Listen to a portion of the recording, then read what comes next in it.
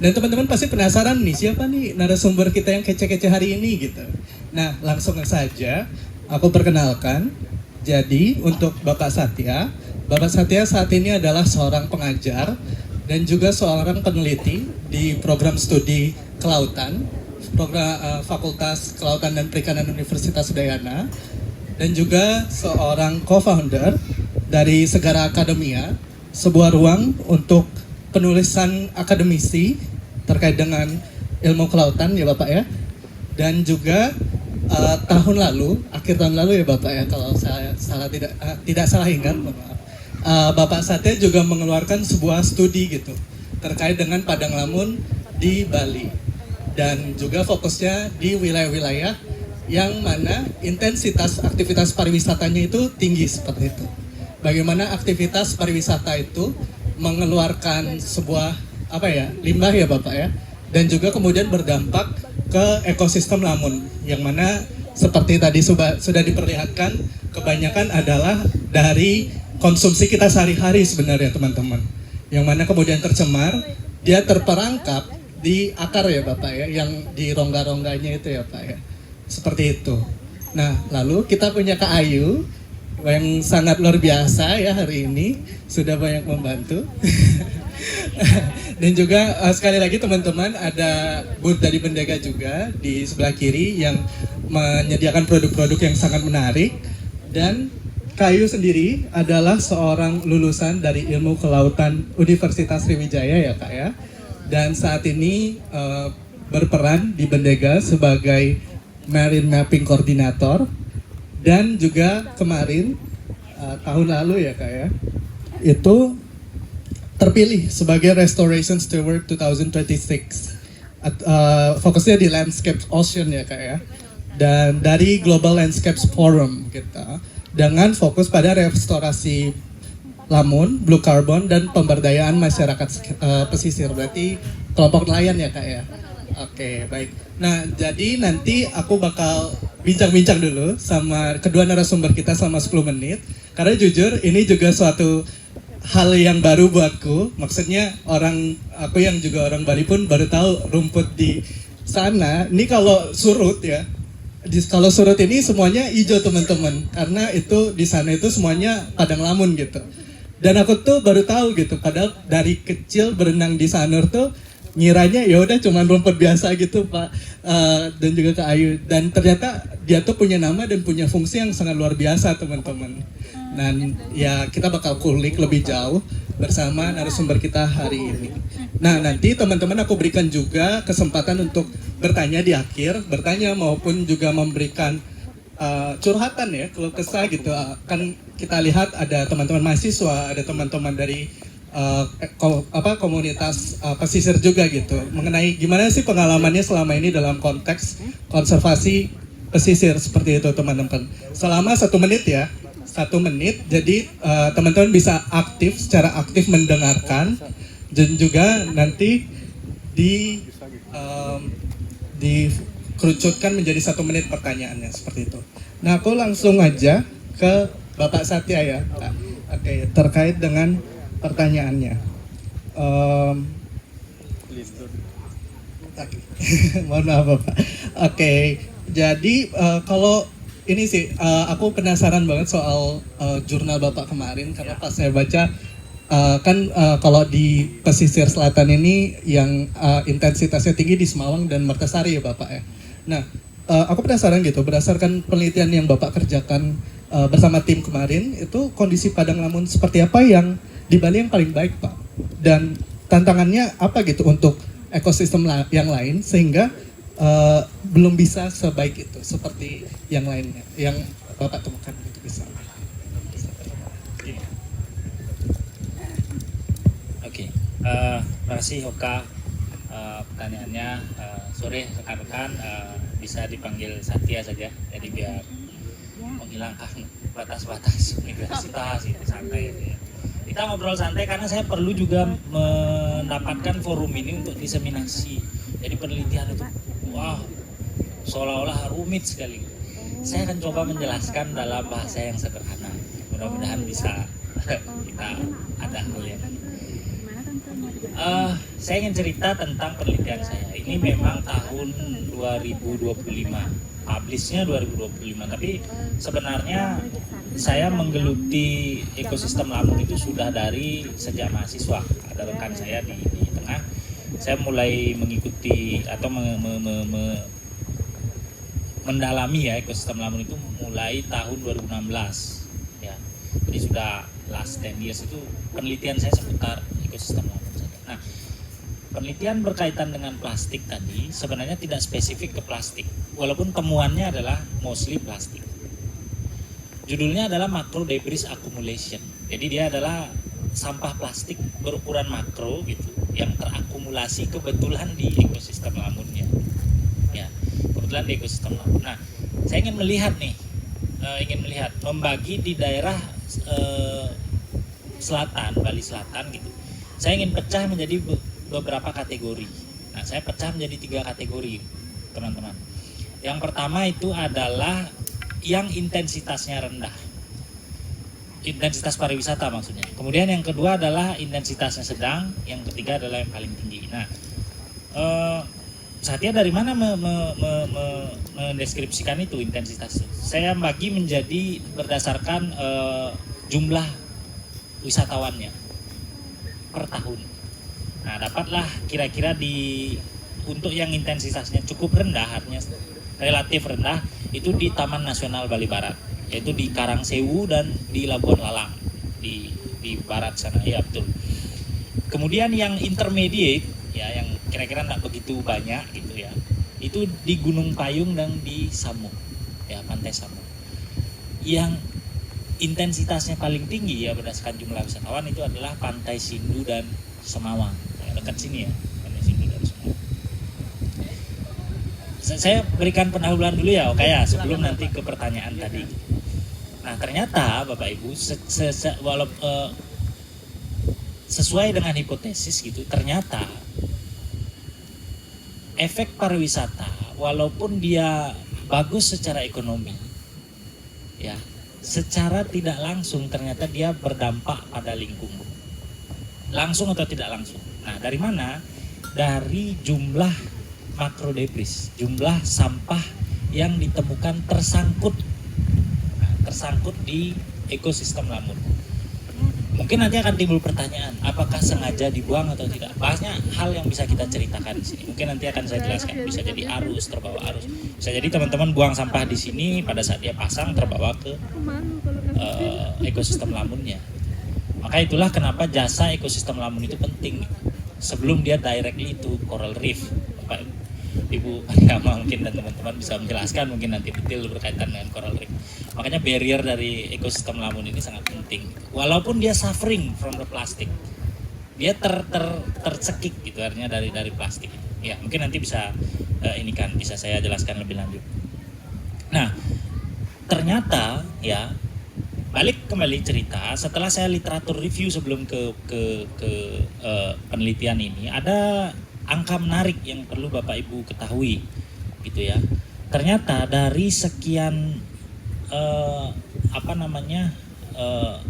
plastik, artinya dari sekian sampah memang plastik yang paling banyak ditemukan gitu. Nah, yang paling banyak itu ternyata adalah fragmen. Kemudian yang ranking keduanya itu adalah fiber. Ditemukan di mana? Itu pertanyaannya sekarang. Ditemukan di paling banyak adalah di lamun. Di daunnya. Daun. Jelas karena dia ada struktur di sana. Nanti bisa saya jelaskan. Yang kedua di mana menurut teman-teman? Associated fauna. Faunanya langsung terdampak. Tidak hanya ekosistem lamunnya, ternyata faunanya juga terdampak. Mungkin kalau sudah terfragmentasi itu sudah plastiknya sudah dalam bentuk kecil gitu, mikroplastik, dia mungkin sudah ada di dalam intestine-nya, ususnya. Ya. Lalu itu yang kita makan. Panjang sekali jadi ceritanya. Jadi sangat berbahaya kira-kira. Nah, lanjut ke penelitian saya. Tadi saya ceritakan ternyata dari sampah makro yang ditemukan tersangkut di ekosistem lamun itu ya, itu memang paling banyak, 2 terbanyak adalah hard plastik dan soft plastik ya. hard plastiknya yang paling banyak itu adalah straw. 101 saya temukan jumlah secara keseluruhan ya di Bali Selatan ini, bukan spesifik di satu pantai gitu. 101 per meter persegi. 1 meter kira-kira segini ya, 1 meter ya. Bisa dibayangkan ada 101 yang tersangkut. Accumulation ya, terakumulasi, bukan spesifik.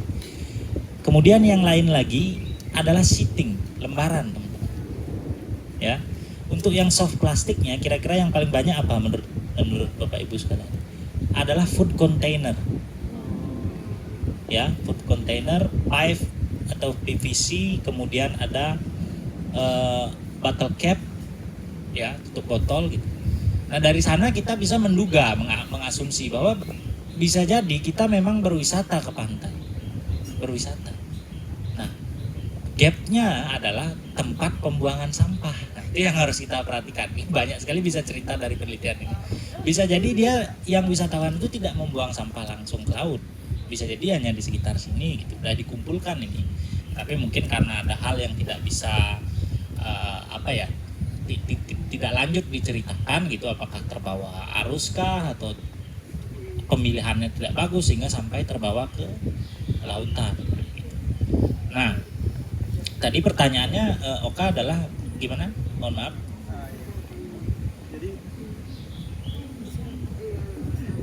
Saya soalnya kasih pendahuluan dulu gitu supaya ini. Oke, baik. Kalau pertanyaannya terkait dengan kondisi lamun seperti apa di Bali yang paling baik kalau di penelitian Bapak kan yang kondisi lamun yang baik seperti apa? Ini juga kebetulan ada penelitian saya terbaru di Januari 2026. Ya, berkaitan dengan kondisi lamun. Secara umum ya, ini penelitian di seluruh Bali. Secara umum di wilayah selatan Bali itu sebenarnya kalau misalnya kita kategorikan dia kategori sedang, artinya kesehatan lamunnya sedang. Bagus dong berarti enggak. Sebenarnya dia labil. Sedikit saja ada perubahan maka dia akan memburuk. Ya, walaupun kita lihat fine-fine saja sebenarnya ekosistem lamun. Ada tentu kriteria untuk menilai itu. Tetapi kalau misalnya dilihat seperti apa yang bagus, tentu yang padat.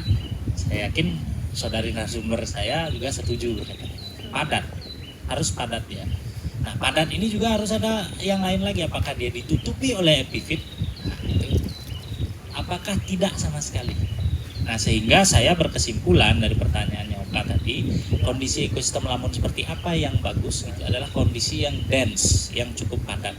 Karena tadi kalau misalnya kita kaitkan dengan penelitian saya yang saya lakukan, jasa ekosistem lamun walaupun dari 3 ekosistem pesisir, mangrove, lamun dan terumbu karang, lamun ini sering dianaktirikan rekan-rekan. Nggak kita lihat ya mangrove, bisa kita bicara banyak karbon. Terumbu karang apalagi sambil snorkeling enak gitu lihat ikan. Lamun padahal penting.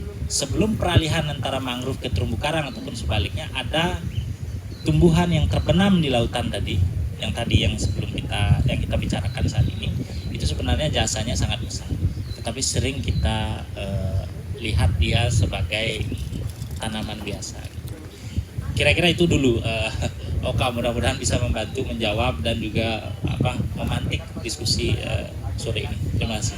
Oke, baik. Terima kasih banyak Bapak atas jawabannya. Dan juga menarik sekali tadi dikatakan bahwa yang paling banyak ditemukan adalah sedotan. Karena bagaimanapun juga yang paling banyak kita konsumsi saat ini, sadar ataupun tidak sadar itu memang sedotan gitu. Dan sedikit cerita pas bersih-bersih di Kedonganan kemarin yang viral itu, yang saya banyak temukan juga sedotan seperti itu. Dan memang bisa dikatakan bahwa memang se-dependent itu kita ya dengan sedotan ini seperti itu ya. Oke, balik lagi mungkin aku pertanyaan kedua ke Pak Satya dulu ya.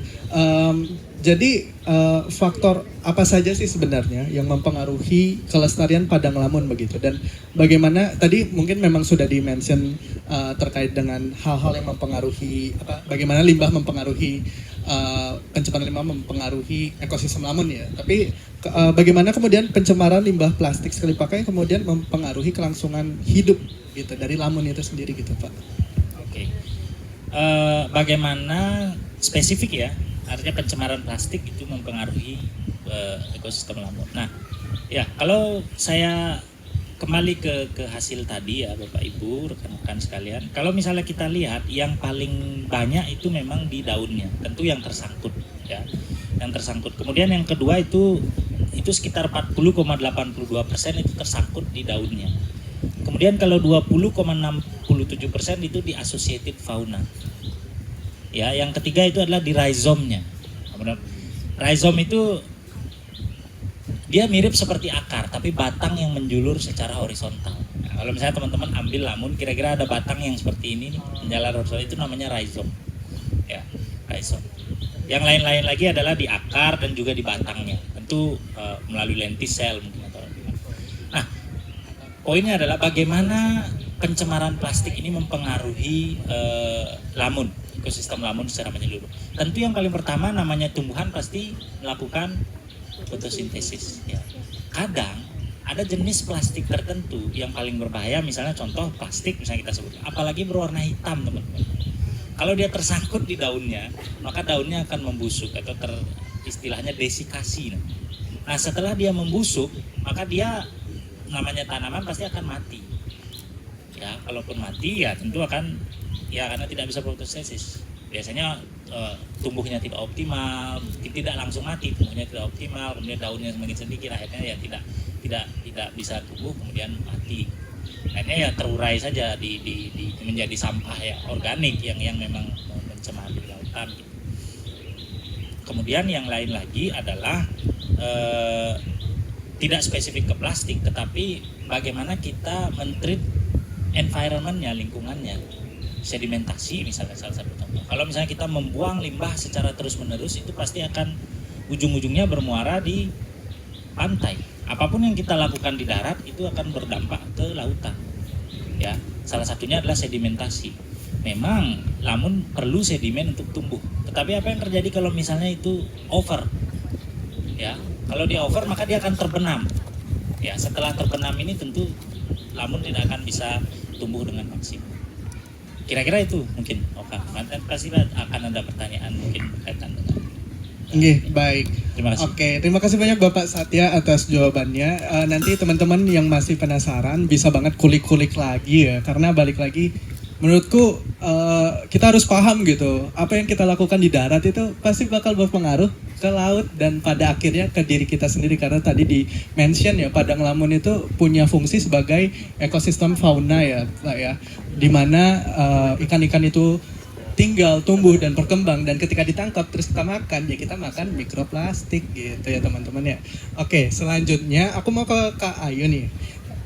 Karena tadi kita udah bicara soal secara akademis bagaimana Pak Satya dan timnya mencoba untuk mendekonstruksi ya bisa dikatakan ya bagaimana hal yang kita lakukan itu berdampak ke ekosistem pesisir yang mana Lamun gitu. Nah kalau dari Kak Ayu dan teman-teman Bendega gitu, bagaimana proses konservasi dan perawatan Padang Lamun yang dilakukan oleh Yayasan Bendega Alam Lestari di Sanur? Silakan Kak. Oke, sebelumnya selamat sore teman-teman. Masih semangat? Masih? Oke. Mungkin terima kasih banget sama Pak Satya. Aku baru tahu juga terkait bahwa ternyata mikroplastik atau dari makro menjadi mikro terus juga dia nempel ke lamun, itu salah satu informasi yang terbaru banget. Terima kasih Pak. Aku mungkin akan belajar ke Bapak mungkin ya. Abis ini Pak ya bisa berarti Pak ya. Oke. Ya oke. Oke, kalau misalkan Kak Oka tadi nanyain gimana sih kami Bendega itu cara kami pertama merestorasi, konservasi, terus juga gimana sih cara untuk monitoringnya. Mungkin aku akan cerita sedikit dulu sebenarnya. Kami adalah salah satu yayasan Bendega Alam Lestari namanya, atau teman-teman bisa cek Instagram kami itu Bendega. Kami adalah salah satu yayasan yang memang di awal itu kami melakukan restorasi mangrove. Nah seperti yang teman-teman bisa ngelihat tadi sudah sangat di-announce sama panitia, terima kasih banget. Kami ada booth-nya yang di sebelah itu salah satu produk lanjutannya si mangrove itu sendiri. Kemudian kenapa sih Bendega itu tertarik untuk melakukan konservasi di Lamun? Tadi Pak Satya sudah bilang bahwa Lamun seringkali dianaktirikan oleh entah itu dari masyarakat, entah itu dari orang-orang yang memang sudah paham tentang Lamun itu sendiri. Karena tadi sudah dijelaskan juga sama Pak Satya bahwa kalau teman-teman tahu, aku sering banget nyebut bahwa ekosistem Lamun itu kayak triangle gitu teman-teman. Mangrove ada di pesisir nih. Mangrove itu ada di darat antara pesisir dan laut. Kemudian Lamun ada di pesisir perairan dangkal. Kemudian koral itu ada di dalam. Kalau teman-teman sadari bahwa mangrove menjaga Lamun dari darat, Lamun menjaga semua ekosistem itu dari pesisir, sedangkan koral menjaga darat dari laut. Mereka tuh saling berkaitan lain sebagainya gitu kan. Kemudian dari hal tersebut kami dari Bendega, namanya Bendega itu adalah nelayan. Jadi kami kenapa sih tertarik dengan Lamun? Kami punya mitra di Pantai Mertasari, itu namanya kelompok nelayan Mina Sukawerdi. Itu adalah salah satu mitra kami di sini. Mereka sering kali bilang sama kami bahwa di tim kami Bendega bilang kayak gini, Kak, kami sering banget pakai bahasa Bali tapi saya translate bahasa Indonesia ya teman-teman. Jadi kelompok nelayan itu sering bilang kayak, Kak, kami di Mertasari tuh kalau cerita dulu banget kami nyari ikan tuh tinggal di pesisir jalan berapa langkah tuh biasanya betul langsung dapat ikan. Tapi sekarang kenapa enggak ya gitu? Kami ya pasti ke tengah sekarang kan Kak, betul banget Kak Oka. Jadi teman-teman dari kelompok nelayan di sini tuh sering banget ngeluh, kami boleh nggak minta tolong gimana sih caranya tahu sebenarnya salahnya siapa sih gitu loh dan penyebabnya apa sih gitu kan. Dari situ kami Bendega merasa bahwa kami perlu tahu nih apa sebenarnya trouble yang dirasakan oleh teman-teman di pesisir gitu kan. Karena ya kita bisa bilang teman-teman di sini tuh ada yang dari latar belakang memang suka dengan laut dan lain sebagainya gitu kan, tapi tidak ditutup kemungkinan bahwa mereka yang merasakan dinamisnya itu sendiri gitu kan. Dari situ kami mencoba yang namanya ngelihat dulu nih kondisi Mertasari. Tentu sebelum kita melakukan suatu hal, Bendega akan melakukan yang namanya research dulu. Kami akan mencari tahu dulu. Tadi Pak Satya pendekatannya adalah ngelihat dari akademisi, penulis dan lain sebagainya begitu kan. Tapi kalau kami di Bendega bahwa kami sudah tahu nih permasalahan di masyarakat, kami akan melakukan yang namanya pendekatan dulu yang namanya remote sensing. Kami melihat dulu, kami mengolah datanya dulu, apakah benar tutupan Lamun itu tuh benar-benar nggak ada nih di Mertasari gitu, khususnya yang di sebelah timur gitu kan. Ternyata benar. Padahal dalam satu garis pantai Bali Selatan ini, tutupan Lamunnya kalau teman-teman tahu Pantai Karang sampai di sini itu bisa dibilang 90% gede, maksudnya tutupan Lamunnya itu bagus. Sedangkan kalau di Mertasari hanya selat satu gazebo gitu, itu 15%. Jomplang kan teman-teman. Jadi di situ ternyata dari pendekatan citra, ternyata bener nih, ini perbedaannya lumayan gitu kan. Kemudian kami turun ke lapangan, kami melihat kondisi alamnya ternyata benar bahwa Lamun itu ada, tapi cuma satu. Secara tidak langsung kan itu mengindikasikan bahwa dulu tuh ekosistem Lamun tuh ada di situ loh teman-teman gitu. Tapi mulai hilang gitu kan. Akhirnya kami mencoba turun ke lapangan melihat ternyata ada dua ternyata faktor yang kita lihat, dan memang dari masyarakat di sini juga bilang bahwa faktornya ada dua. Alam serta manusia. Alamnya apa? Pertama, arus di sini sudah mulai agak kencang. Kalau misalkan dia udah pasangnya tinggi gitu kan. Tapi itu ternyata enggak salah satu faktor utamanya. Faktor utamanya terletak pada manusianya. Kenapa? Seperti yang kita tahu, pantai selatan ini adalah aktivitas wisatanya yang lumayan cukup tinggi gitu kan. Jadi kalau teman-teman lihat di Mertasari itu kan banyak kayak ada kapal-kapal yang diam di situ gitu kan. Secara tidak langsung kan berarti kan karena tadi Lamun definisinya adalah diam di perairan dangkal, otomatis kan kapal akan diam di situ ya teman-teman. Jadi secara tidak langsung jangkar nelayan atau jangkar yang dimiliki kapal itu sendiri merusak Lamun itu gitu loh. Jadi secara tidak langsung ternyata dari situ sumbernya. Dan juga kalau misalkan kapalnya banyak, otomatis kan ada, kalau kapal kan digerakin sekarang pakai mesin ya teman-teman. Jadi ada minyaknya dan lain sebagainya. Dan secara tidak langsung kan ya Lamun namanya tumbuhan, mereka juga perlu lingkungan yang oke gitu loh. Sedangkan kalau misalnya lingkungan seperti itu gimana mereka mau tumbuh gitu kan. Ternyata kami sudah tahu bagaimana permasalahannya. Tentu kalau ada masalah harus ada solusi yang harus kita lakukan gitu kan. Jadi kami Bendega karena kami punya tim ahli khusus dari Marine dan konservasi forest juga. Kami melakukan riset kurang lebih sekitar 6 bulanan gimana nih caranya untuk melakukan pemulihan gitu kan. Dan kami membaca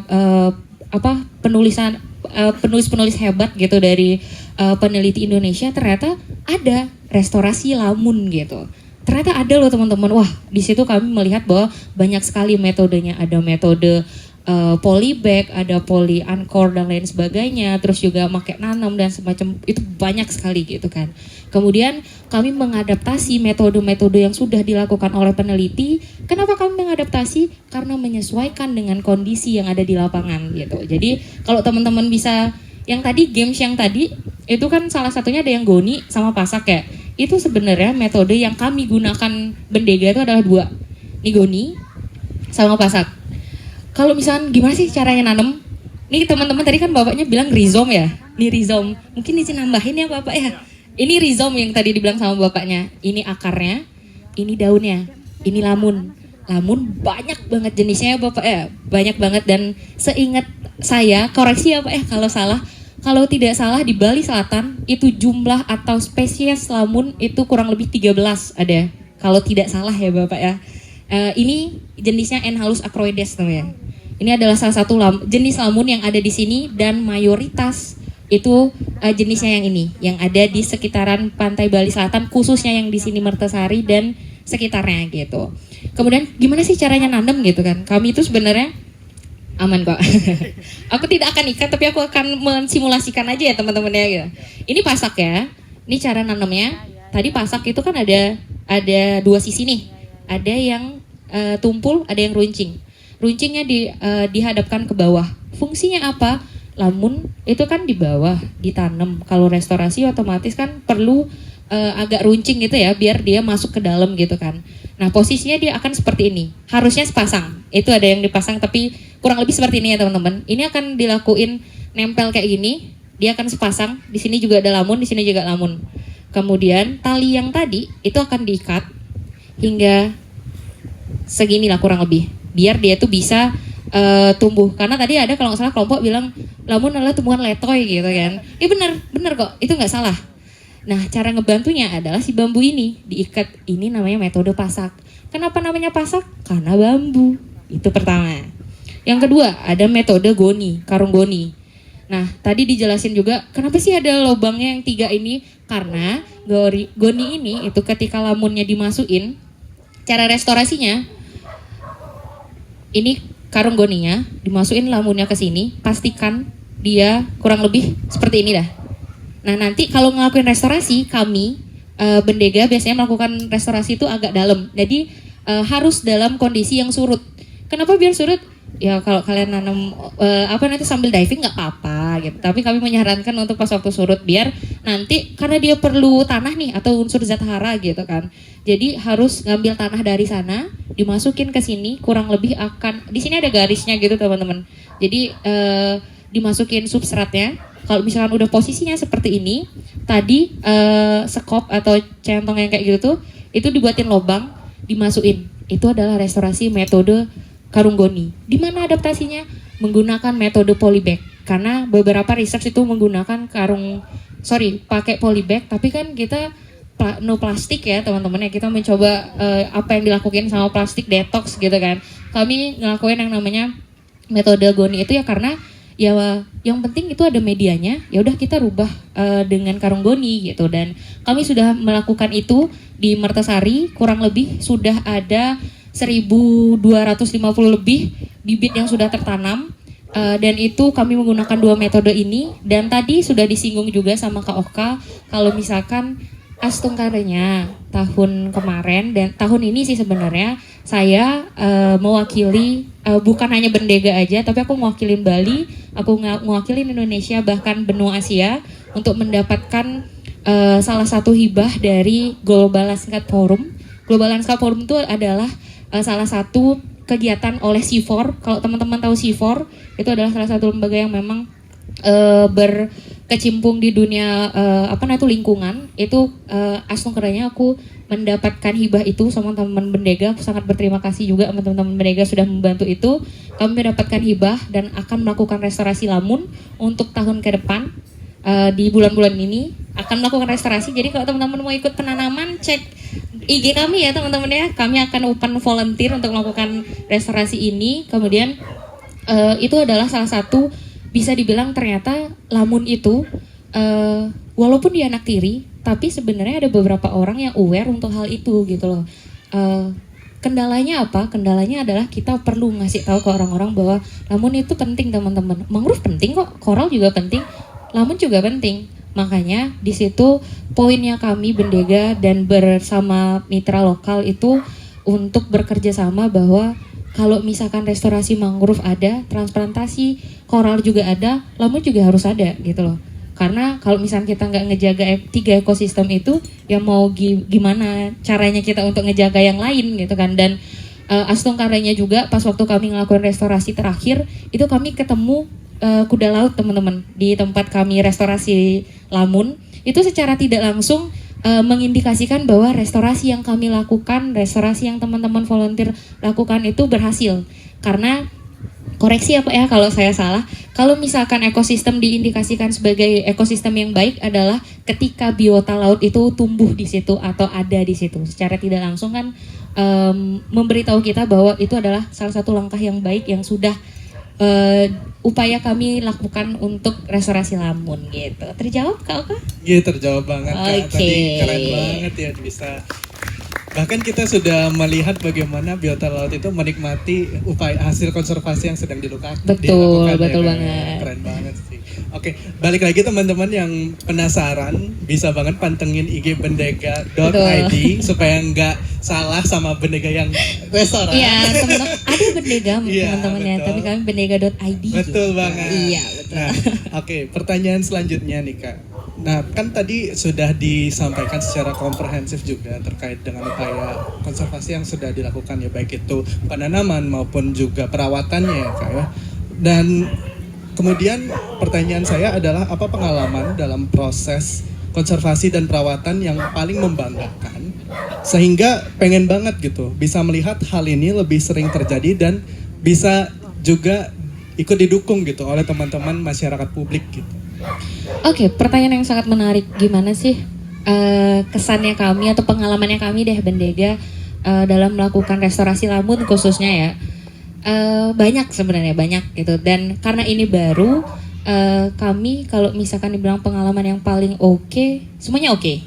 Tapi mungkin kalau misalkan bisa diceritakan bahwa yang paling oke-nya adalah aku rangkum. Kami kalau misalkan melakukan konservasi, senangnya adalah kami tidak hanya melakukan restorasi pada ekosistem aja, tapi kami melakukan yang namanya penggiatan secara tidak langsung dengan masyarakat lokal gitu. Jadi kayak kami nggak cuma nanam lamun aja, terus kami ngajak teman-teman nelayan, nggak di situ aja, tapi kami berusaha untuk yang namanya selain merestorasi lamun, kami juga menggunakan kerjasama sama teman-teman mitra kelompok nelayan dan juga teman-teman volunteer. Secara tidak langsung kita melakukan penanaman, menjaga ekologi, menjaga juga dunia sosialnya kita, dan secara tidak langsung itu adalah suatu hal yang menurutku sangat bangga banget gitu. Walaupun itu skalanya kecil, tapi bagiku dua aspek itu terjalani, aku rasa itu adalah suatu membanggakan. Dan aku mungkin akan nge-info sedikit juga. Kalau teman-teman tahu kan mangrove tuh ada produk lanjutannya gitu kan. Lamun tuh ada produk lanjutannya. Ada teman-teman. Apa aja tuh Kak? Sebenarnya banyak, tapi nanti kami akan di Bendega kami lagi mencoba untuk ngeriset untuk melakukan produk itu lanjutannya gitu. Karena kan kalau teman-teman tahu kalau misalkan musim penghujan itu kan lamun tuh kan ada yang namanya membelah diri kan. Maksudnya dia ada fase ketika dia membelah diri atau daunnya itu akan terputus gitu kan. Otomatis dia tuh kalau teman-teman ngelihat pas waktu dia hujan atau musim penghujan ada yang warna coklat diam di pesisir, daun-daunnya banyak. Nah, itu lamun dan ternyata serasah lamun. Nah, jadi nama kerennya teman-teman itu adalah serasah lamun. Ternyata serasah lamun itu bisa dijadiin produk lanjutan yang dimana karena dia punya serat yang tinggi dan secara tidak langsung itu ternyata punya nilai ekonomi yang bisa kita kulik lagi gitu, dan itu sedang kami kembangkan di Bendega. Kami karena balik lagi yang seperti aku sebutkan bahwa Bendega ketika melakukan satu hal kami akan meriset itu dulu, kemudian kami trial and error, dan juga baru kami beritahu bahwa Lamun itu ada produk turunannya. Dan mungkin aku akan menyampaikan sedikit bahwa hal yang membanggakan yang aku bisa simpulin adalah kami melakukan kegiatan tidak hanya untuk ekologi, ekonomi, serta sosial. Tidak hanya satu aspek aja, tapi 3 aspek itu. Dan ketika 3 aspek itu berjalan secara tidak langsung, kalian bisa menjaga alam, bisa menjaga dengan manusia juga, tapi tetap ngedapetin profit itu gitu. Seperti yang teman-teman di Hindu belajar gitu, atau mungkin teman-teman tahu itu adalah Trihita Karana, hubungan manusia dengan manusia, hubungan manusia dengan alam, dan hubungan manusia dengan Tuhan itu benar-benar nyata, dan itu bisa kita implementasiin secara tidak langsung. Mungkin itu dari aku. Terima kasih. Oke, baik. Terima kasih banyak. Mari beri tepuk tangan untuk Pak Satya atas jawabannya, dan juga Kak Ayu. Balik lagi teman-teman, kita bisa ikut berpartisipasi ya Kak Ayu ya, bahwa untuk mendukung keberlanjutan dari ekosistem 3 ekosistem pesisir tadi, salah satunya adalah Padang Lamun. Kita bisa dari hal-hal yang sederhana, salah satunya adalah mendukung dan juga ikut berpartisipasi pada upaya-upaya yang dilakukan oleh komunitas di sekitar kita, salah satunya Bendega Alam Lestari. Nah, ini satu pertanyaan terakhir yang bisa Bapak Satya dan juga Kak Ayu jawab dalam mungkin 1 kalimat secara singkat gitu. Jika peserta atau teman-teman di sini ingin ikut berkontribusi dalam upaya konservasi Lamun, apa satu tindakan paling sederhana ya tetapi penting gitu. Jadi meskipun monoton ataupun sederhana tapi ternyata penting gitu yang bisa dilakukan oleh teman-teman di sini.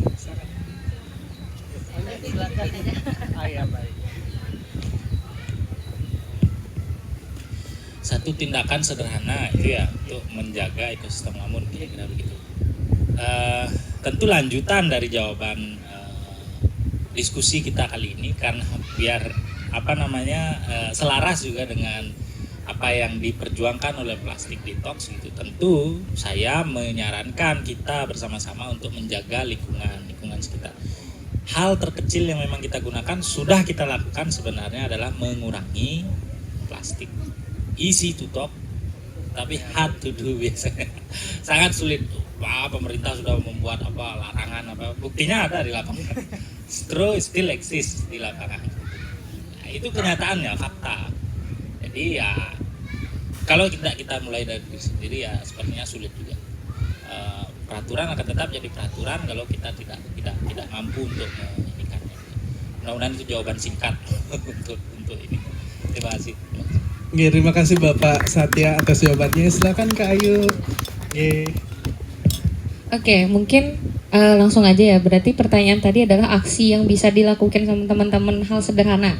Salah satunya adalah aware sama lingkungan yang kalian, sama dirinya kalian, dan lingkungan juga. Karena kalau misalkan kalian nggak aware, satu aja nggak aware, dan semuanya juga nggak aware secara tidak langsung, mereka juga akan hilang gitu loh. Jadi kalau misalnya ditanya langkah sederhana adalah aware aja dulu.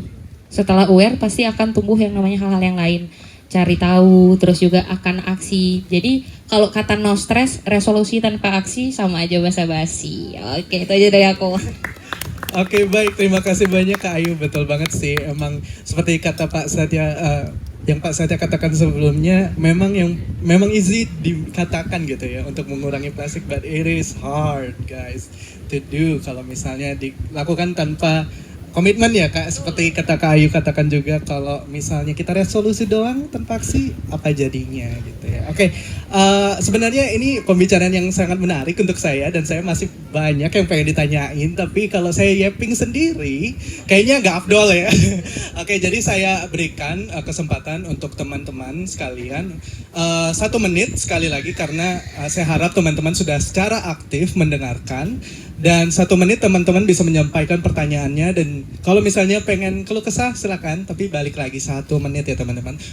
Untuk sesi pertama saya buka untuk 3 penanya, silakan.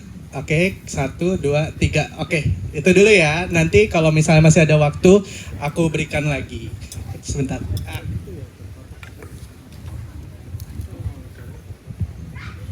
Oke, baik. Terima kasih atas kesempatannya. Perkenalkan, nama saya Gek Mira. Saya dari instansi Badan Pengelola Daya Tarik Wisata Pantai Kuta. Ini saya mau bertanya kepada Kak Ayu karena concernnya ke restorasi Lamun. Ini sangat menarik sekali menurut saya. Saya baru tahu informasinya ada 2 metode itu. Nah, dari di lapangan itu yang manakah yang keberhasilan tingkat tingginya tumbuh dari metode yang diterapkan oleh Bendega? Lalu apa key faktornya yang mempengaruhi kesuksesan dari restorasi itu sendiri? Terima kasih. Oke, baik, terima kasih banyak Kak Mira atas pertanyaannya. Silakan Kak. Oke, halo, selamat sore semuanya. Saya Gungti, saya tidak mewakili instansi, tapi saya mewakili masyarakat. Pertanyaan saya yang pertama itu adalah terkait perbedaan antara lamun dan juga seaweed. Karena kita kan makan seaweed gitu ya. Terus apakah dua tumbuhan ini masuk kategori yang sama atau berbeda? Dan apakah dua-duanya sama-sama penting atau tidak? Terus yang kedua, berdasarkan penjelasan dari Pak Satya dan juga Gek Ayu, root dari permasalahan adalah pariwisata. Bagaimana caranya balancing antara pariwisata dan juga konservasi dari seagrass. Udah, terima kasih. Baik, terima kasih banyak Kak Gungti atas pertanyaannya. Silakan Kak. Selamat sore, nama saya Doni. Ini pertama kalinya saya hadir ke acara Padang Lamun. Tadi dibilang dari dari Oke, Padang Lamun itu punya nilai ekonomis macam itu. Apa aja produk yang bisa dihasilkan dari Padang Lamun dan punya nilai kegunaan gitu. Lalu kemudian pernah nggak berpikir mengenai efisiensi jangka menengah dalam konservasi Padang Lamun? Jadi misalnya begini, kalau misalnya suatu organisasi atau pemerintah mengeluarkan uang sejumlah sekian ratus juta atau miliar rupiah pada 2 tahun pertama, itu kira-kira kapan balik modal secara penuh gitu? Misalnya kalau efisiensi jangka menengah itu kan mungkin antara 3 sampai 12 tahun atau antara 5 sampai 20 tahun gitu, di antara rentang waktu ini. Kapan balik modal gitu? Sekian, terima kasih. Oke, baik, terima kasih banyak Kak Gungti, Kak Doni, dan Kak Mira atas pertanyaannya. Sorry, aku balik dulu ke tempat.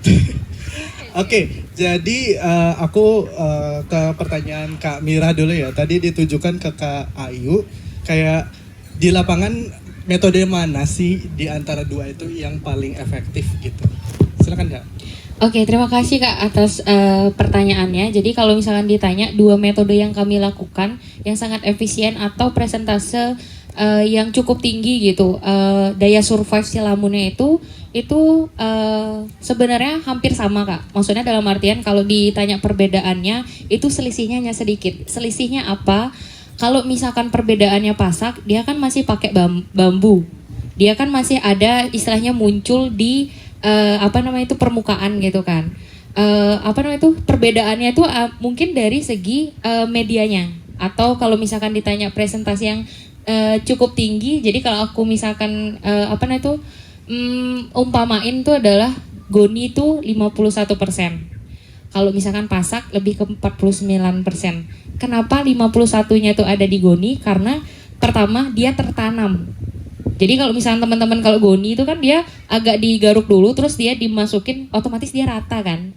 Jadi nggak kelihatan kalau dia itu dilakukan restorasi. Sedangkan kalau pasak, kalau misalkan dia surut, kan biasanya kapal tuh karam. Secara tidak langsung kan akan mengganggu kapal itu dan juga terganggu juga si lamun itu gitu. Jadi kalau misalkan dibilang itu selisihnya sedikit gitu, tapi kalau lebih tinggi metode goni.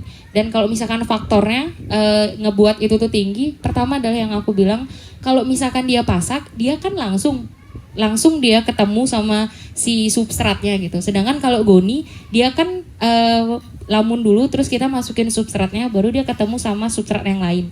Secara tidak langsung cara adaptasinya tuh berbeda. Kalau goni itu dia perlahan-lahan, jadi dia bisa menyesuaikan antara substrat yang ada di dalam goni sama yang ada di luar gitu. Jadi kayak faktornya tuh lebih ke kayak media yang dilakuin. Sedangkan kalau misalkan pasak, dia langsung istilahnya kayak kalau kita nih, kalau kita ketemu sama teman-teman gitu kan pasti kaget kalau misalkan kamu dari mana gitu kan, kaget ya. Sama lamun juga kayak gitu. Jadi kayak lebih ke daya survive adaptasinya sama si substrat itu. Karena balik lagi yang dibilang sama Pak Satya, substrat maksudnya lamun itu tumbuh di beberapa substrat. Kalau misalkan yang di sini, yang di Mertasari, dia itu faktornya adalah lebih ke kayak substratnya itu sendiri gitu. Karena kalau misalkan kita transplantasi lamun dari daerah sini ke daerah Mertasari yang sebelah, emang satu perairan, tapi kan kondisinya berbeda. Berbeda dalam artian mungkin dari segi parameternya atau lain sebagainya gitu. Makanya adaptasi dari lingkungan itu yang sangat faktor penting gitu untuk keberhasilan transplantasi lamun itu. Terjawab Kak Mira? Oke. Ada tambahan sedikit, sejauh Boleh. ini keberhasilannya sudah berapa persenkah yang tumbuh dari hasil restorasi itu sendiri? Oke, pertanyaan menarik Kak. Kalau misalkan ditanya berapa persentase yang sekarang ya Kak ya, yang kita lakukan itu dari 1.250 sekian yang kita tanam, yang masih hidup sampai sekarang itu kurang lebih sekitar 900 bibit. Secara tidak langsung 80% itu masih hidup Kak. Terjawab? Oke, terima kasih. Baik, terima kasih banyak Kak Ayu atas jawabannya. Semoga menambah wawasan ya Kak ya, menambah perspektif juga terkait dengan bagaimana di lapangan ya Kak, kalau dari konservasi lamun itu sendiri. Nah, aku mau ke Pak Satya terkait dengan tadi pertanyaan Kak Gungti, kayak apa sih perbedaan lamun dan siwit gitu secara kategori, apakah masuk ke kayak jenis yang sama atau ternyata dia betul berbeda gitu. Dan yang kedua itu bagaimana kemudian kita sudah mengetahui gitu bahwa pariwisata menjadi salah satu elemen yang ketika tidak dilaksanakan secara bijak itu mempengaruhi ekosistem pesisir itu sendiri, dan bagaimana kemudian kita ketika sudah paham itu membalance gitu perspektif ekonomi pariwisata itu sendiri dengan upaya kita untuk mengkonservasi ekosistem dari lamun itu ya Kak ya. Oke, silakan Pak Satya. Ya, baik, terima kasih. Menarik sekali pertanyaannya Kak Gungti ini. Sering sekali. Nah, makanya saya mau balik sebenarnya kembali ke basic. Kalau misalnya kita bahasa Inggris kan gitu, lamun itu apa ya? Seagrass ya, seagrass. Secara terminologi laut, grass rumput laut. Nah, kita jadi bingung kok. Ini rumput laut apa lamun kayak gitu ya. Ya. Sebenarnya sudah di-spill oleh Kak Ayu tadi. Itu dua tumbuhan yang berbeda. Kalau rumput laut itu secara teori itu adalah tumbuhan tidak sejati. Kalau lamun itu adalah tumbuhan sejati. Apa perbedaannya? Singkatnya begini, saya pinjam sedikit. Kalau misalnya ini ada tumbuhan lamun, tentu rekan-rekan sekalian bisa membedakan secara jelas yang mana daunnya, yang mana batangnya, yang mana akar. Itulah tumbuhan sejati. Itu yang namanya tumbuhan sejati by definisi. Tapi kalau tumbuhan tidak sejati, itu tumbuhan tidak bisa dibedakan. Yang mana akarnya, yang mana batangnya, yang mana daunnya. Tentu, coba sekarang kita lihat rumput laut, pasti semua hijau semua. Nah, batangnya itu namanya talus. Lanjutannya lagi, apakah mereka bisa hidup berdampingan? Tidak. Mereka adalah berkompetisi. Kalau misalnya rekan-rekan sekalian datang ke Nusa Lembongan, di mana ada tumbuhan budidaya rumput laut, di bawahnya pasti habis lamunnya. Karena kompetisinya adalah dari penerimaan cahaya. Singkatnya seperti itu ya. Jadi bisa mereka hidup berdampingan tetapi tidak dalam satu kolom perairan yang sama. Harus inilah. Pertanyaan kedua, ini juga sangat-sangat menarik. Ini yang selalu diperdebatkan oleh teman-teman konservasionis. Bisa teman-teman lihat beritanya di berapa orang yang dalam tanda kutip ditangkap. Kira-kira begitu. Yang menggaungkan konservasi gitu. Dalam sisi yang lain, pariwisata tentu penting, apalagi untuk Bali. Sangat penting. Karena kaitannya dengan ekonomi. Nah, saya ingin klarifikasi sedikit. Sepertinya sumber utama dari permasalahan ini bukan pariwisata. Saya pun tidak menyebutkan demikian. walaupun subjeknya adalah intensitas pariwisata. Bukan pariwisata yang jadi masalah, habit wisatawan yang jadi masalah. Kalau saya boleh ini, mungkin perlu penelitian lebih lanjut. Berapa sih orang yang paham berkaitan dengan, makanya tadi disampaikan, berapa orang yang aware terhadap itu. Jangan-jangan dia bilang, oh saya sudah buang sampah kok, buang sampah di tempatnya gitu misalnya. Tapi berapa orang yang paham bahwa plastik ini sangat berbahaya. Sangat berbahaya. Ya kalau yang organik bisa jadi pupuk dan lain sebagainya. Tentu itu perlu data. Saya tidak akan bisa menyimpulkan sesuatu tanpa data. Nah jadi lalu pertanyaan lanjutannya, bagaimana menyeimbangkan? Nah, ini memang PR kita bersama. Saya tidak berani menjawab hal spesifik karena tidak ada data yang bisa saya berikan, tetapi itulah PR-nya. Itulah PR-nya. Sebagai akademisi tentu itu menjadi sesuatu yang selalu dibahas di paper. Misalnya perjuangan akademisi ya pasti di paper gitu. Bagaimana menyeimbangkan, akan baik sekali kalau Bali memang menjadi salah satu pionir contoh gitu, kalau misalnya pariwisata bisa berjalan, ekonomi bisa tumbuh, tetapi lingkungan juga tetap terjaga gitu. Makanya kita perlu juga mendukung saudari narasumber kita. Jadi kalau memang kita aware terhadap lingkungan, ya ayo kita sama-sama untuk menjaga tidak hanya ekosistem Lamun, terumbu karang dan juga mangrove. Kira-kira itu, mudah-mudahan bisa menjawab pertanyaan. Terima kasih. Nggih, baik, terima kasih banyak Bapak Satya atas jawabannya. Kak Gungte, apakah sudah terjawab, Kak? Oke, baik, terima kasih banyak Kak Gungte atas pertanyaannya. Lalu selanjutnya dari Kak Doni, sepertinya lebih ke Kak Ayu ya pertanyaannya. Terkait dengan tadi sudah sempat disebutkan, tetapi kemudian lebih lanjut lagi, apa produk yang bisa dihasilkan gitu dari Lamun? Karena kalau mangrove kita sudah lihat prototipe-nya ya, jadi sudah lebih terbayang seperti itu kan. Nah kalau Lamun ini sendiri yang sedang dikembangkan tadi sempat dimention oleh teman-teman Bendega itu seperti itu. Lalu yang kedua, ini pendekatannya ekonomis ya.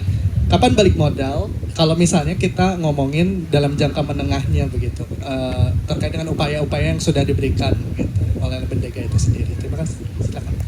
Oke, terima kasih atas pertanyaannya Kak Doni. Ini adalah ini adalah jawaban dari perspektif praktisi ya Kak ya. Jadi kalau misalkan Kakak bilangnya jawabannya mau berekspektasi yang lebih ke expert ekonomi dan lain sebagainya, mungkin aku masih belum bisa mencakup itu. Tapi kalau misalkan dibilang kami di Bendega, atau sebelum ke Bendega, kakak tadi nanya apa sih produk turunan yang bisa dihasilkan dari Lamun? Itu pertama adalah sebenarnya sudah ada beberapa NGO untuk melakukan produk turunan si Lamun ini gitu. Pertama itu adalah kertas. Kenapa? Tadi sudah aku spill bahwa Lamun ini adalah salah satu tumbuhan sejati, satu-satunya yang ada di laut yang memang dia punya serat yang tinggi. Otomatis kalau misalkan kertas itu kan dia sangat oke banget kalau misalkan dia tuh serat. Itu yang pertama Kak. Terus yang kedua, itu bisa dijadiin yang namanya kalau di Bali tuh kayak selendang. Gitu, karena dia kan ada seratnya, jadi itu bisa ditenun, bisa jadi serat-serat yang baru. Karena setahu saya itu kalau misalkan serat-serat sutra itu kan mahal, terus juga serat-serat yang lain juga perlu effort yang tinggi. Dan kebetulan karena waktu ini aku sempat berkesempatan ke Filipina, mereka tuh ngelakuin yang namanya perubahan, bukan di Lamun, tapi ini salah satu jadi awareness-nya aku banget. Ternyata serat dari daun nanas itu bisa dijadiin pouch secara tidak langsung. Kan kalau misalkan nanas itu kan hampir mirip sebenarnya daunnya kayak Lamun, bedanya hanya kalau misalkan nanas tuh agak keras gitu kan, sedangkan kalau Lamun tuh agak lembut gitu kan. Jadi aku kepikirannya bahwa bisa dijadiin suatu barang yang bisa digunakan, salah satunya adalah selendang, pouch dan lain sebagainya. Terus juga kalau misalkan dibilang Bendega apa sih yang mau dilakuin, sebenarnya banyak yang mau kita lakuin, tapi balik lagi kami tidak berani untuk menyampaikannya karena kami mau meriset dulu. Karena di Bendega itu adalah kalau kami ngelakuin satu hal, kami harus riset dulu. Sebelum kami riset, kami belum berani untuk menyampaikan, tapi kami berani bilang kami akan menginisiasi hal itu gitu. Itu yang pertama. Terus yang kedua terkait kalau misalkan dari aspek ekonomi yang lebih berlanjut gitu kan. Kapan sih balik modal? Kalau misalkan bisa perspektif full lagi, maksudnya sudut pandangku. Kalau menurutku, ketika kita melakukan suatu hal yang ingin menyelaraskan antara ekonomi dan ekologi, itu susah menurutku. Kenapa? Gimana caranya kita mendapatkan suatu keuntungan yang lumayan besar, tapi tidak merusak si ekologi itu? Menurutku challenging-nya adalah lebih ke kayak berani untuk mengeluarkan cost di awal dulu. Kenapa? Ya trial and error gitu. Trial and errornya tuh bukan hanya dengan si lamon ini aja, tapi lebih ke kayak kita kan kalau ngelakuin satu hal itu pasti ada bantuan manusianya. Itu belum lagi cost ke manusianya, belum lagi cost untuk kalau misalkan padang lamun nggak ada, apa yang kita mau lakuin gitu kan. Itu lebih ke kayak kalau misalkan kapan balik modalnya. Balik lagi aku akan menanyakan ke teman-teman, apakah kalian teman-teman berani untuk mengeluarkan cost yang banyak di awal tapi nanti bisa balik modal di kemudian hari tahunnya nggak tahu, tapi secara tidak langsung itu bisa dibalik modal di tahun sebelumnya, maksudnya masih berangan-angan gitu. Tapi lebih ke kayak yang aku tahu adalah itu lebih ke balik lagi jiwa kita untuk berani untuk mencoba apa enggak, berani cost atau enggak dulu itu dulu. Kalau misalkan balik modal, aku tidak berani menjawabnya karena kami masih mencoba untuk melakukan hal itu, gitu sih Kak. Semoga sangat terjawab, dan kalau misalkan teman-teman kurang puas dengan pertanyaannya, mungkin kami bisa menjawabnya tapi bertahap step by step karena kami perlu yang namanya riset lebih lanjut gitu sih. Semoga terjawab ya Kak Doni. Terima kasih. Oke, baik. Terima kasih banyak Kak Ayu atas jawabannya. Semoga terjawab ya Kak Doni jawabannya tadi. Oke, waktunya sih masih cukup untuk satu sesi diskusi lagi. Apabila teman-teman, balik lagi 3 penanya. Yang mau nanya, silakan angkat tangan. 1, 2, 3. Oke. Oh, sorry Kak. Oke. Aku ke kakak dulu ya. Oke, terima kasih. Perkenalkan, nama aku Gladys, aku dari Global Shapers Denpasar. Pertanyaanku mungkin spesifik untuk Pak Satya ya, karena terkait dengan research. Karena tadi dibilang yang paling mempengaruhi pertumbuhan lamun itu adalah plastik ya. Plastik kan yang paling banyak. Nah, sementara yang kita lihat sekarang ini itu kan juga banyak banget tuh kayak wisata-wisata kayak water sport dan lain sebagainya. Kira-kira apa pengaruhnya dengan pertumbuhan lamun? Apakah ada gangguan atau apa? Karena dia kan juga berasal dari bensin, dari solar dan kayak gitu-gitu. Itu apakah itu berpengaruh atau tidak? Dan kira-kira bagaimana ke Kak Ayu tadi? Gimana kira-kira kalau misalnya itu ada pengaruh, gimana caranya kira-kira, karena nelayan kan pakai boot dan segala macam, itu kira-kira bagaimana cara mengatasinya? Terima kasih. Baik, terima kasih banyak Kak Gladys atas pertanyaannya. Silakan Kak. Halo teman-teman, aku Brian dari Global Shapers Denpasar. Mau tanya lebih ke pertumbuhan juga sih. Kira-kira kan namanya restorasi ada yang namanya maintenance ya. Nah, dari si lamun ini jangka maintenance-nya itu seberapa lama sampai bisa dikatakan dia udah sukses bahwa restorasi ini berhasil kayak gitu. Kemudian apakah dengan dia restorasi ini berhasil berarti dia akan melahirkan maksudnya akan membelah lagi terus tumbuh lagi ekosistem yang baru, atau tumbuhnya dari yang segini aja gitu. Terus paling yang kedua, aku sebenarnya penasaran sih, ketika kita melakukan restorasi ini sebenarnya kan lahan yang digunakan ini milik semua orang ya. Itu perizinannya gimana sih gitu loh, dan apakah nanti kalau sampai ada yang klaim kayak gimana, terus manfaatnya buat siapa atau kayak gimana, aku penasaran sih sama hal itu. Terima kasih. Thank you Kak Brian atas pertanyaannya. Selanjutnya tadi Ya, perkenalkan saya Chandra dari Pusat Pendidikan Lingkungan Hidup Bali. Pertanyaannya tadi kan bahas restorasi. Apakah tempat restorasi itu dilindungi oleh undang-undang? Karena kalau kita bicara restorasi tanpa ada penegakan hukum, bisa saja nih kayak mungkin dari nelayan atau wisatawan itu bisa merusak tempat ekosistemnya ya. Karena banyak hutan kita yang udah dilindungi undang-undang aja dirusak, apalagi kalau nggak ada kayak gitu. Kan percuma saja kalau kita ngomong restorasi tanpa ada penegakan hukum seperti itu. Lalu apakah ada di Padang Lamun ini kayak tempat yang memang udah dari pemerintah diberi kebijakan di daerah ini khusus tempat restorasi padang lamun, atau nanti ada sanksinya nggak buat yang perusak padang lamun seperti itu, sanksinya seperti apa dan sebagainya. Itu sih, terima kasih. Baik, terima kasih banyak Kak Chandra, Kak Brian, dan Kak Gladys atas sorry guys, atas pertanyaannya. Mungkin pertama kita ke pertanyaan Kak Gladys dulu ya. Yang pertama untuk Pak Satya. Tadi memang sempat di-mention ya Pak ya, bahwa yang banyak ditemukan adalah plastik seperti plastik debris ya. Dan kalau misalnya kita berbicara soal industri water sport ya, karena balik lagi ada dampak yang dihasilkan gitu ke ekosistem pesisir gitu. Apa pengaruhnya sih kalau ke ekosistem lamun itu dari industri water sport? Nah kalau ke Ayu, ketika kita sudah tahu tadi Kak Ayu sempat mention juga kan, ketika kita sudah tahu bahwa ada dampak yang dihasilkan, gimana cara kita mengatasinya supaya dampaknya nggak kemudian dirasakan oleh kelompok ekosistem di ekosistem pesisir seperti nelayan? Silakan Kak.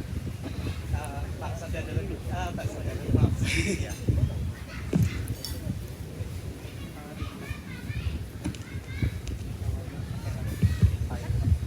Oke, terima kasih ya Kak Gladys pertanyaannya.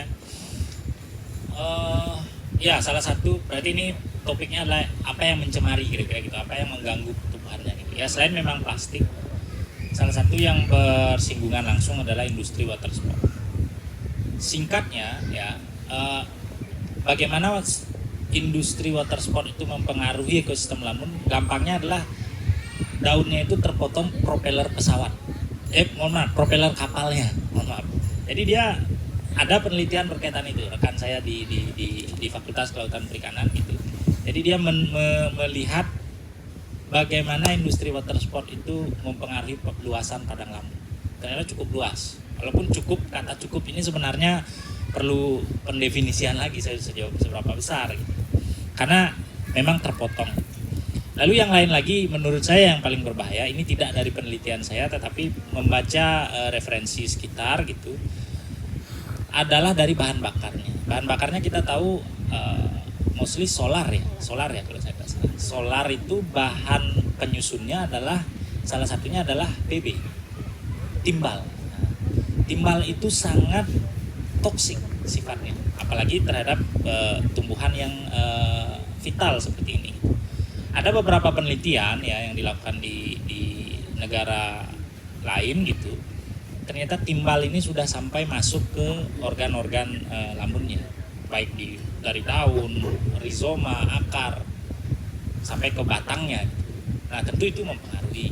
Mungkin kalau dimanusiakan, mungkin lamun itu sudah kena kanker stadium 4 mungkin kira-kira itu. Mudah-mudahan bisa menjawab ya. Sudah terjawab ya tadi ya kayaknya pertanyaannya ya. Artinya semuanya sudah saya jawab ya kayaknya ya. Ya, terima kasih.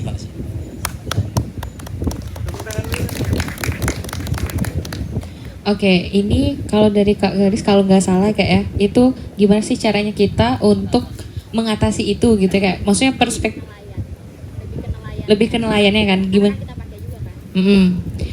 Kalau misalkan dari nelayan sendiri, gimana sih cara kita menanggulangi itu gitu kan Kak? Pertama adalah tentu nelayan itu kan kalau teman-teman tahu nelayan itu profesinya tuh tidak hanya sebagai nelayan aja, mereka tuh juga punya pekerjaan sampingan gitu. Jadi ketika mereka POV menjadi nelayan, caranya mereka menanggulanginya yang kami lihat langsung tuh adalah pertama dia harus ngasih tahu dulu dengan cara dia tahu siapa sih yang punya kapal nih gitu. Yang tadi kan bapaknya bilang kapal salah satu faktornya gitu kan. Dia harus ngeliat dulu karena di Mertasari itu kan kapalnya kalau teman-teman ngeliat tuh dia tuh nangkar itu bukan yang kayak di sini yang dibawa ke darat, tapi dia di laut kan. Nah, caranya dia ngasih tahu adalah kan udah mulai ada restorasi. Para nelayan itu mulai mencoba pendekatannya bahwa memberitahu langsung kalau misalkan ini teman-teman dari Bendega sudah melakukan restorasi sama kami nih. Kami minta tolong kalau misalkan mau menjangkarkan kapal dan lain sebagainya, mereka ngasih tahu ini lahannya, jangan di sini ya gitu. Lakuin di yang di sebelahnya atau di mana. Boleh naruh kapal di sini karena tidak ada aturan untuk di sini parkirnya gitu, nggak seperti di darat teman-teman kalau di laut gitu kan. Mereka lebih ke penanggulangannya adalah langsung memberitahu, karena itu masih rekan-rekannya dia, itu POV kalau misalkan nelayan ngasih tahu ke sesama nelayan kapal gitu kan. Tapi kalau misalkan caranya dia untuk ngasih tahu wisatawan, itu lebih ke pendekatannya adalah nelayan itu ngasih tahu di sini kan ada beberapa pengelola gitu kan. Maksudnya ada apa namanya itu toko-toko dan lain sebagainya di sini gitu kan. Mereka pendekatannya itu lebih ke siapa yang pemilik apa namanya itu resort atau misalkan tempat itu. Dia lebih ke kayak pendekatannya seperti itu. Dia ngasih tahu bahwa kalau misalkan wisatawan yang ngerusak alamnya, kamu tidak bisa mendapatkan keindahan alamnya di sini gitu. Dengan cara ya kamu harus ngasih tahu wisatawannya boleh main ke apa namanya itu ke laut, asalkan jangan melakukan kegiatan kayak merusak dan lain sebagainya itu. Karena kalau misalkan dia merusak secara tidak langsung, bukan kami aja yang rugi, kalian juga rugi gitu. Dia pendekatannya lebih ke langsung, karena apa namanya itu pengelola juga tidak punya wewenang, karena mereka adalah masyarakat di sini, wilayah ini punya mereka gitu loh. Itu penanggulangannya kurang lebih yang kami tahu. Dan kalau misalkan pendekatannya yang lainnya tuh masih lebih ke apa namanya tuh cuma ke kasih tahu aja gitu sih Kak. Terjawab? Terima kasih. Tes. Oke, baik, terima kasih banyak Pak Satya dan juga Kak Ayu atas jawabannya. Semoga terjawab ya Kak Gladys ya. Selanjutnya pertanyaan dari Kak Brian. Ini lebih terkait dengan kondisi di lapangan ya Kak Ayu ya dan Pak Satya ya.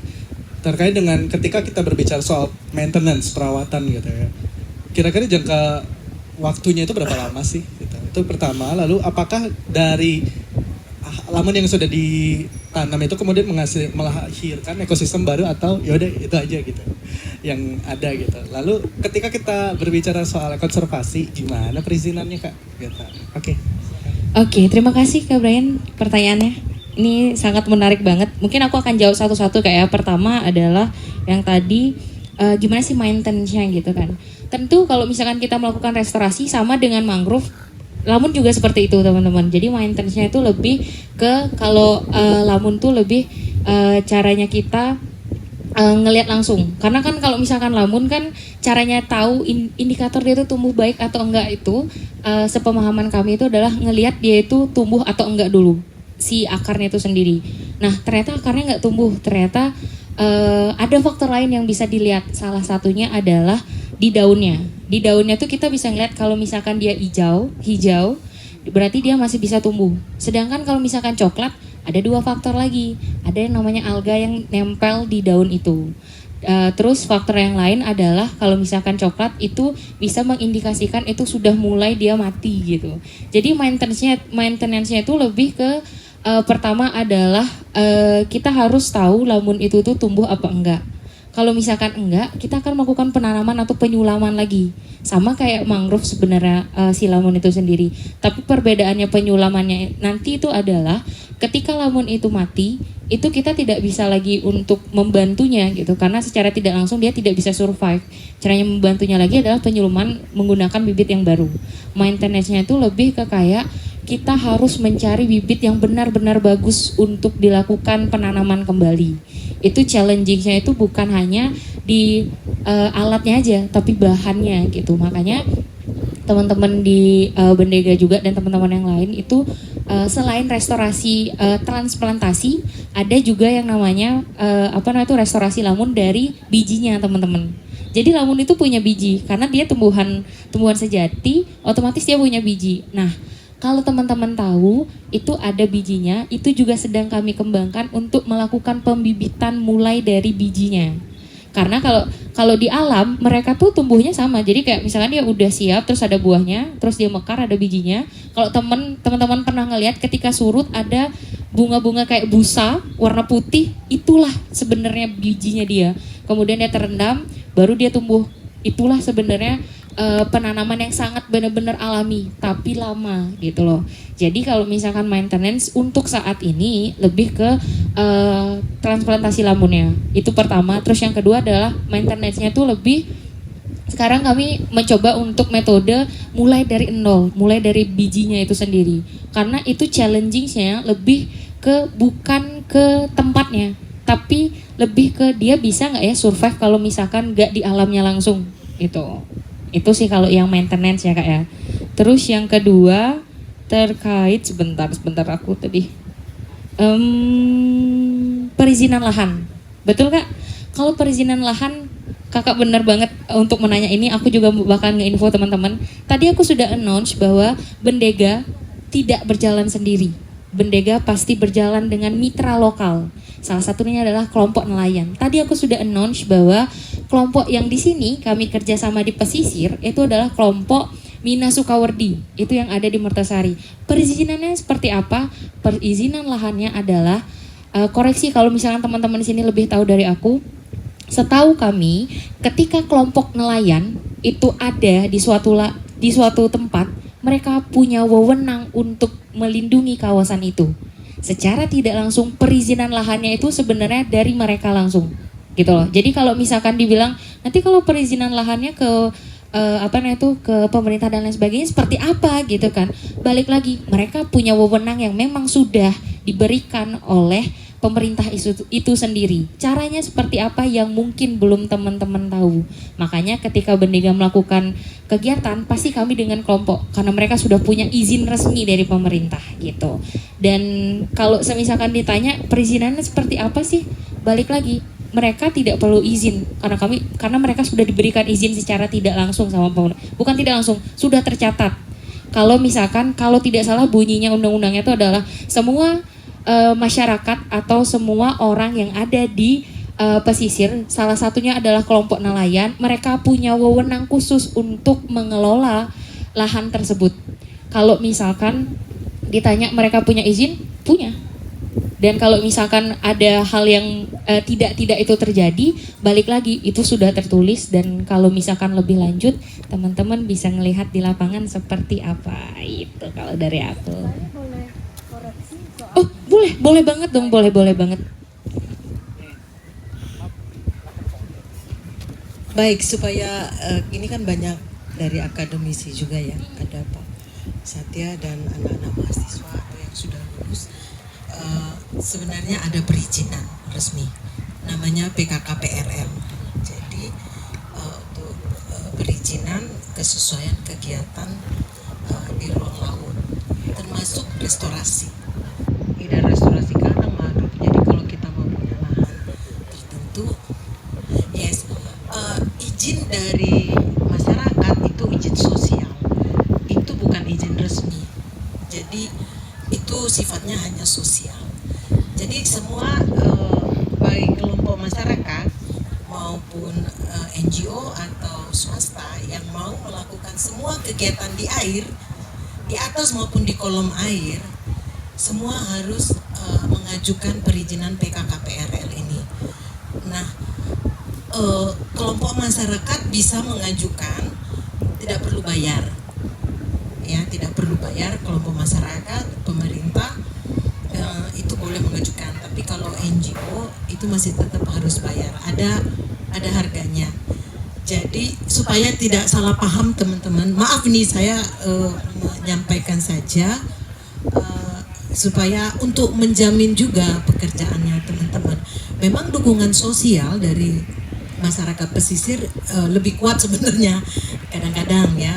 Tapi kita tidak boleh meremehkan bahwa pemerintah kita punya peraturan. Dan ini diajukan ke Kementerian Kelautan. Ya, termasuk semua sebenarnya aktivitas di laut itu harus memang ada izin PKKPRL-nya. Demikian mungkin, selebihnya teman-teman bisa cek sendiri apa aja syarat-syaratnya. Kebetulan kami sendiri membantu ada satu resort untuk menyusun juga izin PKKPRL mereka ketika mereka melakukan restorasi karang di depan hotel mereka sendiri. Bahkan ada pertanyaan, kenapa kami kan melakukan hal yang baik, ini kan house reef kami gitu. Iya memang betul, tapi ini ada aturan pemerintah yang memang harus dipatuhi ya. Jadi itu saja untuk menambahkan. Terima kasih. Nama saya Pariama dari Bali Blue Harmony. Terima kasih. Baik, terima kasih banyak Ibu Pariama atas tambahannya tadi ya Kak Ayu ya. Sebenarnya juga menjawab pertanyaan dari Kak Chandra tadi terkait dengan apakah ada undang-undang ya untuk restorasi di laut. Tadi menggunakan website ya Ibu ya, kalau bisa saya simpulkan PK. Ya. Pengajuannya juga secara elektronik sih. Iya. Cek aja di website, di apa, search aja juga lah PKKPRL itu apa. Nanti masuk ke link kementerian ada dijelaskan. Untuk pengajuannya secara dia ada platform ESI namanya. Banyak syaratnya.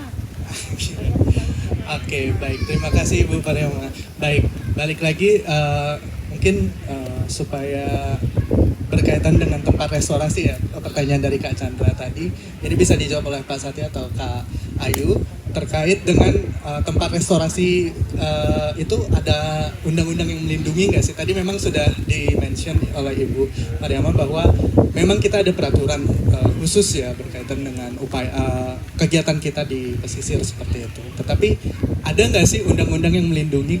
Pun kalaupun ada, kenapa masih ada terjadi hal-hal yang seperti Pak sebutkan tadi, ada upaya kriminalisasi dan lain sebagainya, dan ya seperti itu Pak. Silakan. Ya, mungkin teknis yang di lapangan mungkin ada Kak Ayu dan Bu Karyama tadi yang ini by teori saja. Pak Chandra ya, betul ya? Betul ya? Seingat saya memang wilayah laut itu dari misalnya seperti ini hotel gitu misalnya seharusnya by teori kan ada tuh misalnya kasus satpam menghalangi gitu beraktivitas, itu seharusnya tidak boleh karena laut itu ya memang bebas, wilayah bebas dia itu tidak boleh dihalangi. Ini wilayah hotel gitu nggak bisa. Spesifiknya saya lupa undang-undang. Lalu untuk teknis di lapangannya mungkin Kak Ayu lebih tahu berkaitan. Silakan.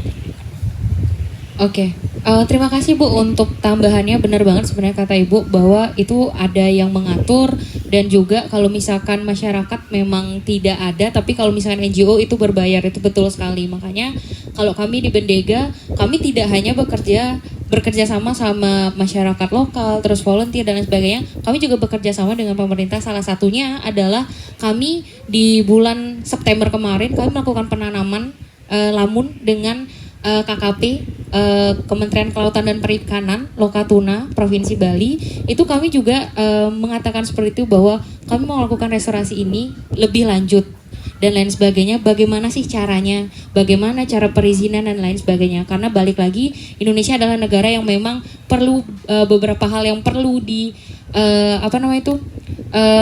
diperbaiki, entah itu dari segi aksinya atau segi yang di lapangannya gitu kan. Dan memang benar, kami pas waktu kegiatan sama KKP pun mereka bilang bahwa ekosistem Lamun ini memang masih mencoba untuk kembali diulas kembali sama mereka, bagaimana entah itu lahannya, entah itu bagaimana cara melakukannya. Karena kalau misalkan dibilang restorasi Lamun ini sudah digiatkan, tapi kalau misalkan dari badan hukum terus badan dan lain sebagainya belum dikuat saja.